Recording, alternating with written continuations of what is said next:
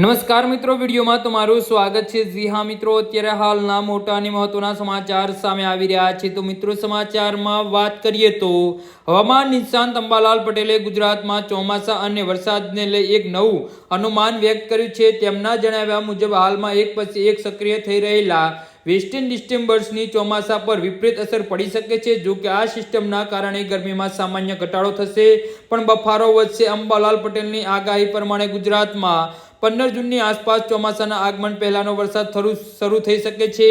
ખાસ કરીને 18 થી 28 જૂન વચ્ચે રાજ્યમાં સારો એવો વરસાદ પડવાની પૂરેપૂરી સંભાવના છે। જી હા મિત્રો, અંબાલાલ પટેલના જણાવ્યા અનુસાર હાલમાં ઉત્તર ભારત અને ઉત્તર પૂર્વ ભારતમાં એક બાદ એક વેસ્ટર્ન ડિસ્ટર્બન્સની આવી રહ્યા છે। આ વાતાવરણીય પલટાની અસર ગુજરાતમાં પણ જોવા મળશે। આ વેસ્ટર્ન ડિસ્ટર્બન્સ સૌથી મોટી વિપરીત અસર ચોમાસાની સિસ્ટમ પર કરશે, જેનાથી વરસાદની પેટર્ન બદલાઈ શકે છે। આ સિસ્ટમની અસર હેઠળ ગુજરાતના મહત્તમ તાપમાનનો પારો તો ગગડશે, પરંતુ ભેજના કારણે અસંખ્ય બફારો અને ઉકાળો વધશે, જેથી લોકોને ગરમીથી ખાસ રાહત નહીં મળે।